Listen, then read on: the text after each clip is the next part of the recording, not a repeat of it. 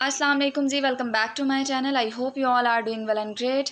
आज हम ENG 503 का लेसन 18 स्टार्ट करेंगे, जो कि teaching the words of English language है। यानी कि हमने इस लेसन में वर्ड्स की स्टडी करनी है। तो जब भी वर्ड की स्टडी की जाए तो इट मीन्स के मॉर्फोलॉजी की स्टडी की जा रही है। अगर तो आप लोगों ने सेंटेक्स, सिमेंटिक, मॉर्फोलॉजी, फोनोलॉजी का कॉन्सेप्ट जो है वो पहले पढ़ा है, तो आप लोगों को अंदाज़ा होगा कि वर्ड की स्टडी को ही मॉर्फोलॉजी कहते हैं। ठीक है, सो विदाउट टाइम वेस्टिंग हम स्टार्ट करते हैं। ठीक है, अपना टॉपिक 94, जिसमें इंट्रोडक्शन टू मॉर्फोलॉजी बताया गया है। मॉर्फोलॉजी यानी कि इसकी एटिमोलॉजी अगर देखी जाए, इसका ओरिजिन, इसकी हिस्ट्री देखी जाए, ग्रीक से जनरेट हुआ था मॉर्फोलॉजी वर्ड। और मॉर्फ का मीन्स क्या है? फॉर्म। ठीक है, और ओलॉजी कहते हैं साइंटिफिक स्टडी।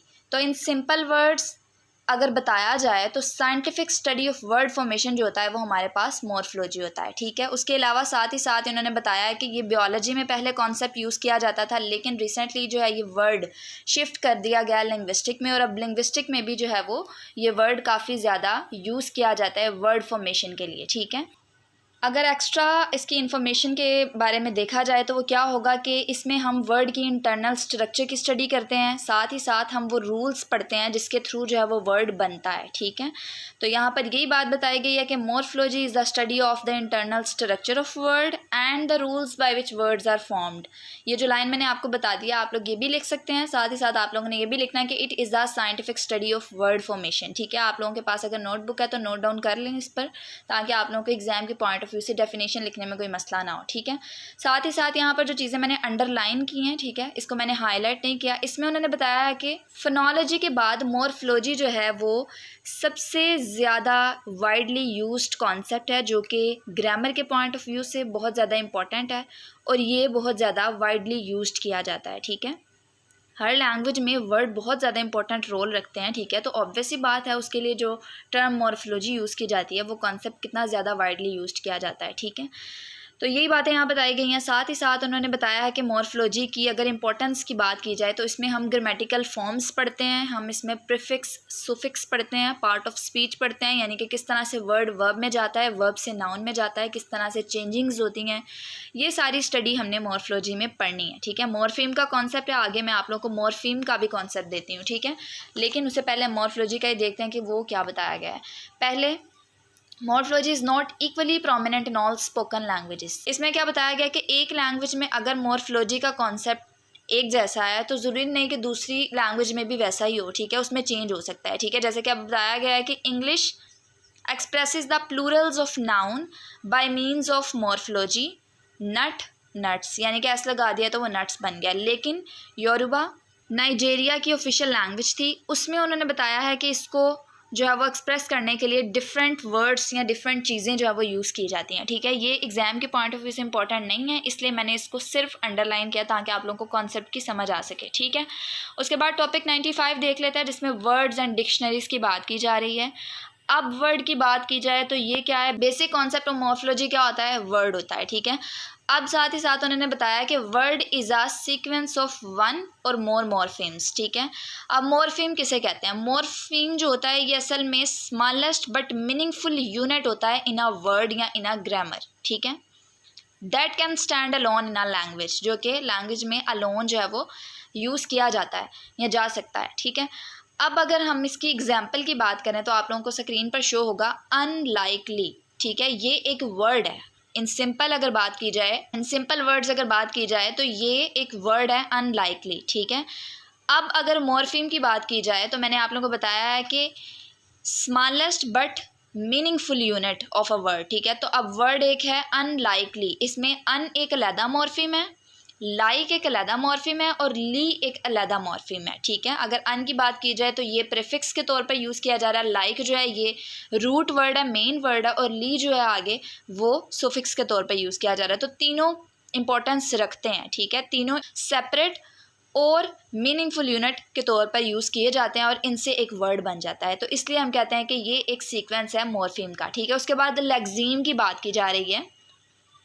अब लेक्सीम, मैंने आप लोगों को लेक्सिकल आइटम्स के बारे में बताया था, तो वहीं से लेक्सीम वर्ड भी निकला है। ठीक है, लेक्सीम असल में कहते हैं जो डिक्शनरी में वर्ड्स यूज़ किए जाते हैं उनको लेक्सीम कहते हैं। ठीक है, इन सिंपल वर्ड्स हम बात करेंगे, हम ज़्यादा डिटेल में नहीं जाएंगे। ठीक है, जो चीज़ हमारे लिए हेल्पफुल है, जिस तरह से एग्जाम के पॉइंट ऑफ व्यू से हम लिख सकते हैं, हम उसी तरह बात करेंगे। ठीक है, तो लेक्सीम क्या है?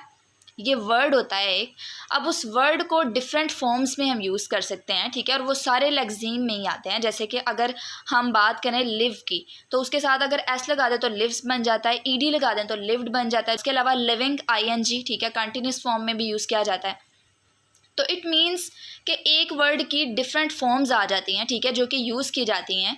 और लेक्सीम जो है वो डिक्शनरी में भी यूज़ किया जाता है। किस तरह से एक वर्ड की डिफरेंट कैटेगरीज के तौर पर जो है वो लेक्सीम को मेंशन किया जाता है। तो ये आप लोगों को क्विज़ के पॉइंट ऑफ व्यू से आ सकता है, जो कि मैंने थर्ड लाइन में अंडरलाइन भी किया और हाईलाइट भी किया है कि think of a lexeme as a dictionary word, ठीक है, जो कि ऊपर बताया गया कि in most languages dictionaries are organised according to lexemes, ठीक है।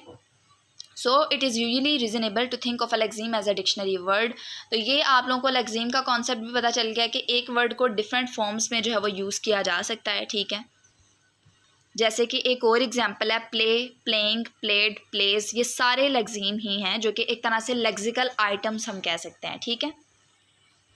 साथ ही साथ यहाँ पर ये सारा एक्स्ट्रा मटेरियल है। अगर आप लोगों में से कोई स्टूडेंट चाहता है कि वो इसे रीड करे तो आप लोगों के लिए बड़ा अच्छा होगा, आप लोग इसे रीड कर सकते हैं। बट अगर रीड नहीं करना चाहते तो एज सच इम्पॉर्टेंट नहीं है, ठीक है। उसके बाद मेंटल लेक्सिकन आ जाता है। लेक्सिकन किसे कहते हैं? जो वोकेबलरी आइटम्स होती हैं, ठीक है, जैसे कि मैंने आप लोग को बता दिया। अब मेंटल, हमारी जो मेंटल यानी कि हमारा जो माइंड है उसकी बात की जा रही है। तो मेंटल लेक्सिकन के बारे में अगर एक सिंपल डेफिनेशन बताऊँ मैं, वो वर्ड जो आप लोग माइंड से इजीली प्रेडिक्ट कर सकें, ठीक है, जिसके लिए आप लोगों को कोई रूल्स वगैरह की मदद की ज़रूरत ना पड़े। जैसे कि आप लोग बचपन से सुनते आ रहे हैं कि बेड सोने के लिए यूज़ किया जाता है, तो आप लोगों को इसके लिए कोई रूल्स की तरफ जाना नहीं पड़ा, आप लोग बहुत जल्दी बोल देंगे कि जी हाँ बेड, ठीक है। इसी तरह कुछ वर्ड्स हैं जो कि डिफ़िकल्ट होते हैं, जिनको प्रॉपरली जो है वो ज़रूरत पड़ती है कि उनके स्पेलिंग्स याद रखे जाएं, उनके लिए कोई रूल याद रखा जाए, ठीक है। तो अगर मैं आप लोगों को मेंटल लेक्सिकन और डिक्शनरी के दरमियान डिफरेंस बताऊं, तो डिक्शनरी में क्या होता है, प्रॉपर स्पेलिंग के साथ किसी चीज़ को जो है वो लिखा जाता है, जबकि मेंटल लेक्सिकन का ताल्लुक जो है वो हमारे माइंड सेट से होता है। हमें इसके लिए कोई स्पेसिफिक जो है वो स्पेलिंग्स की ज़रूरत नहीं होती, या स्पेलिंग्स के तौर पर हमें याद रखने की ज़रूरत नहीं होती। हम जस्ट जो है वो किसी न किसी वर्ड को सिंपल जो है वो मेंटली हमें उसको याद रखना पड़ता है, ठीक है। बाकी किसी तरह के रूल्स को प्रेडिक्ट करने की ज़रूरत नहीं पड़ती, ठीक है। तो बस आप लोगों ने ये बात याद रखनी है। अब साथ ही साथ यहाँ बताया गया कि डिक्शनरी डू नॉट फिक्स और Codify the word of a language but rather reflect the words that native speakers use. ये सारी बातें बताई गई हैं, आप लोगों ने इन्हें एक दफ़ा रीड कर लेना है। साथ ही साथ नीचे एक जनरल सा कॉन्सेप्ट दिया गया है कि the average English speaking 6 years old जो हैं वो जानते हैं 10,000 वर्ड। साथ ही साथ अगर हम एवरेज हाई स्कूल ग्रेजुएट की बात करें तो वो 60,000 वर्ड्स जानते हैं। अब साथ साथ बताया गया कि मेंटल लेक्सिकन जो है वो अल्फ़ाबेटिकली ऑर्गेनाइज नहीं होते, जबकि डिक्शनरी उस लिहाज से अल्फ़ाबेटिकली जो है वो ऑर्गेनाइज होती है, ठीक है। तो यही बातें यहाँ बताई गई हैं। अब साथ ही साथ वर्ड फॉर्मेशन में डिक्शनरी एंट्रीज की बात की गई है। कोर एंड अदर वर्ड्स जो हैं वो सारे प्रोमिनेंटली जो है वो लिखे जाते हैं। उसके बाद कॉमन वर्ड्स में क्या होता है, जो कॉमनली हम यूज़ करते हैं, mother, dog, drink, walk. Literary word में क्या होता है कि जिसको हम पढ़ते हुए पहचान हमें होती है, अदरवाइज इन डेली कन्वर्सेशन हम उसको यूज़ नहीं करते, ठीक है। जैसे कि यहाँ पर ऑमनिपोटेंट का वर्ड यूज़ किया गया है, ठीक है। अगर आप लोगों को नहीं पता तो इसका मतलब होता है कादिर मुतलक, ठीक है। तो इस तरह के वर्ड जो डेली कन्वर्सेशन में यूज़ नहीं किए जाते। उसके बाद क्लॉकवियल वर्ड्स, ये क्या होता है कि हम स्पोकन लैंग्वेज में तो इसको बहुत फॉर्मली यूज़ करते हैं, लेकिन इन राइटिंग उसमें हम जो है वो इसको नहीं लिखते, ठीक है। जैसे कि यहाँ पर एक वर्ड है ग्रबी, ठीक है। तो ये सारे वर्ड्स, तो इनका आप लोगों को पता चल गया होगा, क्विज के पॉइंट ऑफ व्यू से इंपॉर्टेंट है, आ सकते हैं। साथ ही साथ अब हम मॉर्फिम की जो है वो थोड़ी सी डिटेल में स्टडी कर लेते हैं। मॉर्फिम देखने में काफ़ी छोटा वर्ड लग रहा था, लेकिन एक तरह से इसका वाइड स्ट्रक्चर है, जो कि मैं आप लोगों के साथ शेयर भी करूँगी। पहले तो आप लोग ये स्ट्रक्चर देख लें, आप लोगों को यहाँ से समझ आ जाएगी कि मॉर्फिम की कितनी कैटेगरीज होती हैं। अगर तो हम मॉर्फिम की बात करें तो मैंने आप लोगों को बताया है कि मॉर्फिम क्या होता है, ये स्मॉलेस्ट यूनिट ऑफ वर्ड होता है, ठीक है। अब मॉर्फिम जो है वो इसकी दो बेसिक टाइप्स आ जाती हैं, एक तो फ्री मॉर्फिम होता है और एक बाउंड मॉर्फिम होता है, ठीक है। मिनिमल मीनिंगफुल यूनिट जो होता है वो एक वर्ड में आ सकता है, जैसे कि री ओपनड, ठीक है। तो ये भी हमारे पास री ओपन और ईडी जो एज अ सुफिक्स यूज़ किया जा रहा है वो भी, ठीक है। अब इसके काइंड्स फ्री और बाउंड मॉर्फिम आ जाता है। फ्री मॉर्फिम जो है वो कैन स्टैंड अलोन, यानी कि इसको किसी प्रीफिक्स या किसी सुफिक्स की ज़रूरत नहीं होती, जैसे कि कैट, ओपन, टूअर, ये सारे वर्ड्स, ठीक है। उसके बाद हमारे पास इसकी आगे से जो फर्दर कैटेगरीज हैं फ्री मॉर्फिम की, उसमें हमारे पास पहली कैटेगरी आ जाती है लेक्सिकल कंटेंट मॉर्फिम। इसमें क्या होता है, इसको ओपन क्लास वर्ड भी कहते हैं। अब ओपन क्लास मॉर्फिम किसे कहते हैं, जिसमें नाउन, वर्ब या एडजेक्टिव जैसे वर्ड्स बनते हैं, ठीक है। और इनकी एक खासियत ये होती है कि इनके साथ हम मॉर्फिम लगा कर जो है वो कोई न्यू वर्ड बना सकते हैं, ठीक है। अब जैसे यहाँ पर उन्होंने एक एग्जाम्पल दी है ट्रीटेड, ठीक है। तो यहाँ पर एक ट्रीट वर्ड है, उसके साथ हम एक्स्ट्रा जो है वो सुफिक्स लगा दे तो ट्रीटेड बन जाता है, ठीक है। तो ये उन्होंने मज़ीद इसकी बताई है एग्जाम्पल भी। बाकी आप लोगों ने इसमें यही याद रखना है कि इसमें a set of ordinary nouns, adjectives and verbs carry the content of the message we convey, ठीक है। यानी कि हम क्या करते हैं कि इनको इसमें यूज़ करते हैं और इनके साथ हम कोई मॉर्फीम जोड़कर जो है वो कोई न्यू वर्ड भी बना सकते हैं। लेकिन फंक्शनल मॉर्फीम की अगर बात की जाए तो इसमें ऐसा नहीं होता, इसको हम क्लोज क्लास मॉर्फीम भी कहते हैं, ठीक है। अब क्लोज क्लास मॉर्फिम किस तरह से कहते हैं कि इसमें क्या होता है, कंजक्शन, प्रेपोजिशन, आर्टिकल्स और प्रोनाउंस के साथ जो है वो कोई मॉर्फिम नहीं जोड़ा जा सकता, जैसे कि इसमें बट, ऑन, नियर ये वाले वर्ड्स यूज़ किए जाते हैं और इनके साथ आप खुद भी लगा कर देख लें, प्रीफिक्स सुफिक्स नहीं जुड़ सकता, ना ही कोई मॉर्फिम जो है वो बन सकता है, ठीक है। तो ये एज अ फंक्शनल वर्ड ही जो है वो एक सेंटेंस में यूज़ किए जाते हैं, ठीक है। तो ये आप लोगों को फंक्शनल और लेक्सिकल कंटेंट मॉर्फिम के दरमियान का फ़र्क पता चल गया होगा, ठीक है। ये फ्री मॉर्फिम की टाइप्स थी। अब हम बाउंड मॉर्फिम पढ़ लेते हैं, जो कि can not stand alone as a word. किस तरह से, एक वर्ड होता है इंक्लूड, ठीक है। तो अब इनको अगर मैं हटा दूं और क्लूड यूज़ करूं तो वो वर्ड का कोई मीनिंग नहीं होगा, ठीक है। इंक्लूड यानी कि ये पूरा वर्ड ही एक मीनिंग देगा, ठीक है।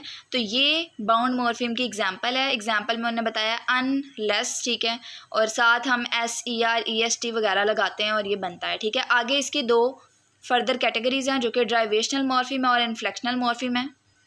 अब हम ड्राइवेशनल मॉर्फिम की बात करते हैं तो इसकी अगर मैं आप लोगों को सिंपल सी डेफिनेशन दूँ तो इसमें क्या होता है कि एक रूट वर्ड जो होता है, जो हमारे पास मेन वर्ड होता है, उसके साथ हम कोई अफिक्स जो है वो जोड़ कर उसकी ग्रामेटिकल कैटेगरी को चेंज कर सकते हैं, ठीक है।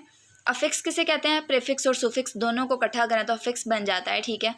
अब मैं आप लोग को एक एग्जांपल देती हूँ ड्राइवेशनल मॉर्फिम की। यहाँ पर उन्होंने यूज़ किया है the addition of the derivational morpheme ness change the adjective good to the noun goodness, ठीक है। गुडनेस है तो उसमें उन्होंने बताया कि नेस जो है वो हमारे पास क्या है, वो हमारे पास सुफिक्स के तौर पे यूज़ किया जा रहा है, ठीक है, जो कि ड्राइवेशनल मॉर्फिम है। गुड हमारे पास एक एडजेक्टिव है, इसको हमने नाउन की तरफ लेकर जाना है तो हम इसके साथ नेस लगा देंगे तो ये गुडनेस बन जाएगा, ठीक है। और ये एडजेक्टिव से नाउन में कन्वर्ट हो गया, यानी कि इसकी हमने ग्रामेटिकल कैटेगरी ही चेंज कर दी है।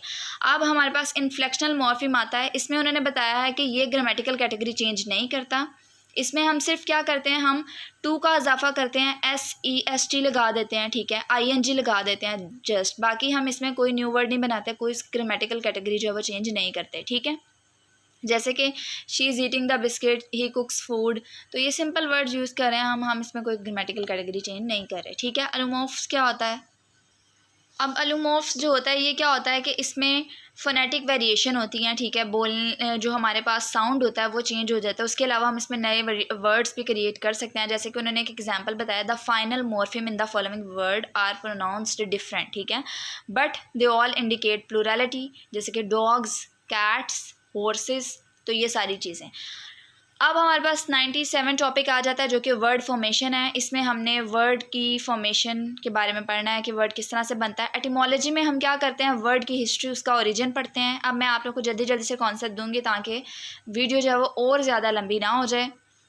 कॉइनेज में क्या होता है कि इसमें न्यू वर्ड्स इन्वेंट किए जाते हैं। It is the invention of entirely new terms deliberately या एक्सीडेंटली, ठीक है। यहाँ तो आप लोग जो है वो अपनी एक्सीडेंटली जो है वो कोई चीज़ को जब इन्वेंट आपने कर दिया है। सम टाइम क्या होता है कि जानबूझकर आप लोग जब डेलिबरेटली एफर्ट्स करके कोई वर्ड बनाते हैं। उसके बाद एपोनियम्स किसे कहते हैं, ऐसा वर्ड या कोई ऐसी चीज़ जो आप किसी नाम या किसी जगह के नाम पर जो है वो बना देते हैं, ठीक है, और उस तरह से कोई वर्ड बन जाता है। जैसे कि जीन्स, फ़ारेनहाइट, वॉल्ट से ही हमारे पास एक एग्जांपल आ जाती है सैंडविच, ठीक है।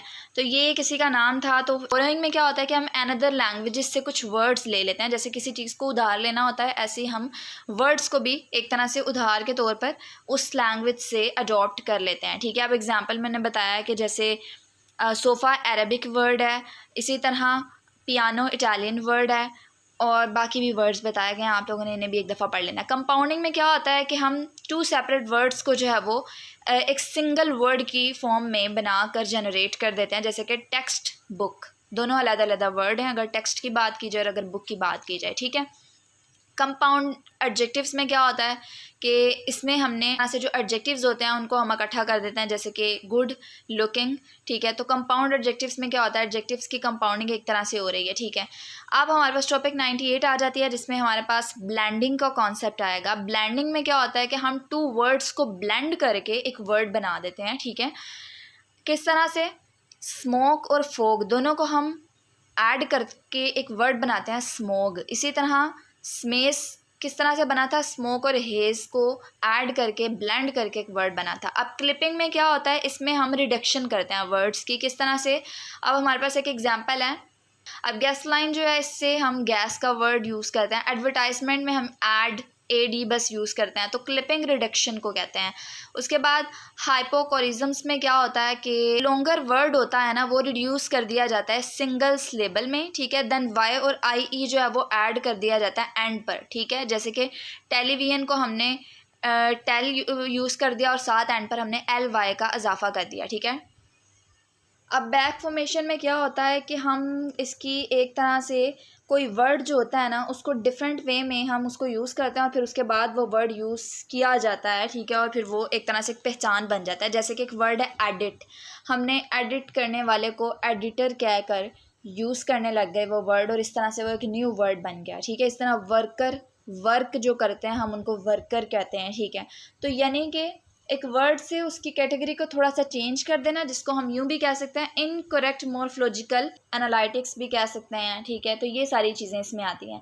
कन्वर्जन में क्या होता है, कन्वर्जन में हम एक चीज़ को दूसरी चीज़ में कन्वर्ट कर देते हैं। जैसे कि नाउन है तो उसको हमने वर्ब में चेंज कर दिया है, ठीक है, और हमने कोई रिडक्शन नहीं की। जैसे कि दे आर वकेशनिंग इन मरी, ठीक है, जबकि वकेशन वर्ड था, हमने इसको चेंज कर दिया है एक तरह से वर्ब में, और हम इसको जो है वो यूज़ कर रहे हैं। अब एक्रोनियम में क्या होता है, जैसे कि सी डी, कॉम्पैक्ट डिस्क का एक्रोनियम क्या है, ठीक है, सी डी।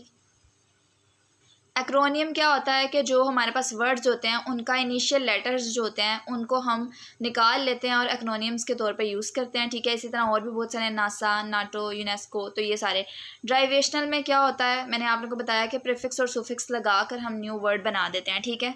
तो यहाँ पर हमारा लेसन एंड होता है। अगर तो कोई चीज़ रह गई होगी आप लोग पूछ सकते हैं कॉमेंट सेक्शन, इसीलिए कि आप लोग अपनी क्यूरीज जो है वहाँ पर जाकर पूछ लें। बाकी अगर चैनल को सब्सक्राइब नहीं किया तो इसको सब्सक्राइब कर लें ताकि आपको आने वाली वीडियोस के नोटिफिकेशन मिल सके। दुआओं में याद रखिएगा। अल्लाह हाफ़िज़।